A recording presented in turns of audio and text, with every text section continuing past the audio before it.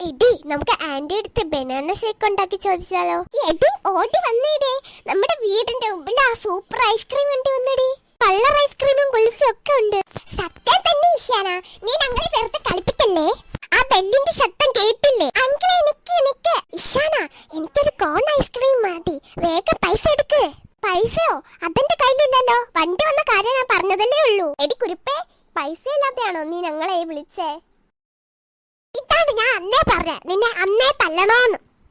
ഇനി മേലാൽ പൈസ ഇല്ലാത്ത വണ്ടി വന്നെന്ന് പറഞ്ഞിട്ട് വന്നാൽ നിന്നെ ഞാൻ വണ്ടി കെട്ടി തൂക്കും.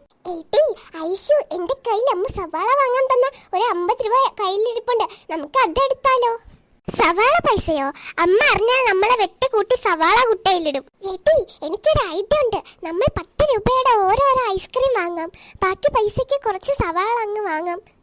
എന്നിട്ട് കടക്കാരൻ പൈസ കൂട്ടിയെന്ന് പറയാം. ഓ ബുദ്ധിരാശസി.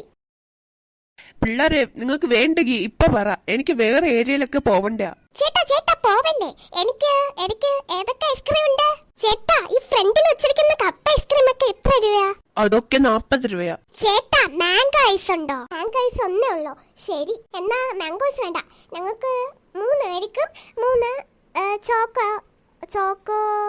ചോക്ലേറ്റ് ഐസ്ക്രീം മതി. നല്ല ടേസ്റ്റ് ഉണ്ട്. അയ്യോ എന്റത് താഴെ പോയി. ആഗ്രഹിച്ച് വാങ്ങിട്ട് അതും പോയി. ദേഷ്യം വരുന്നു. ഇതാടി പാറക്കുട്ടി, ഈ സൈഡ് ഒന്ന് കഴിക്കണേ. സൂപ്പർ. 3 ആളും കൂടെ ഐസ്ക്രീം തിന്നെയാണോ? നിനക്കൊക്കെ 8ന്റെ പണി വരുന്നുണ്ടടി. എന്നാ നമുക്ക് സവാള വാങ്ങാം. വാങ്ങാം വാ, ഒരുപാട് സമയം വൈകണ്ട. അപ്പൊ എപ്പോഴേ സവാള വാങ്ങാൻ പറഞ്ഞതാണ്. ആന്റി സവാളക്ക് എത്ര രൂപയാ? 40 രൂപ. എന്ത് 40 രൂപയോ? അപ്പൊ എന്റെ കയ്യിലുള്ള 20 രൂപ കൊണ്ട് ഉള്ളിയുടെ പകുതി പോലും വാങ്ങാൻ പറ്റൂലേ? ഉള്ളി അല്ലടി സവാള. അമ്മേ സവാളക്ക് വില കൂടി. ദാണ്ട നോക്ക്, ഈ ഒരു ചെറിയ സവാളയെ കിട്ടുള്ളൂ. മക്കളെ എവിടെയും പോകല്ലേ, ഞാൻ ഇപ്പൊ വരാമേ. നിങ്ങൾക്കൊരു സാധനം ഞാൻ ഉണ്ടാക്കി വെച്ചിട്ടുണ്ട്. എന്ത് സാധനാവോ എന്തോ.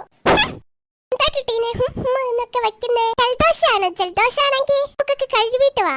ഒന്ന് പോടി. അത് കൊള്ളാലോ. ഞങ്ങളുടെ വീട്ടിൽ വന്നിട്ട് ഞങ്ങളെ പോവാൻ പറയുന്നോ?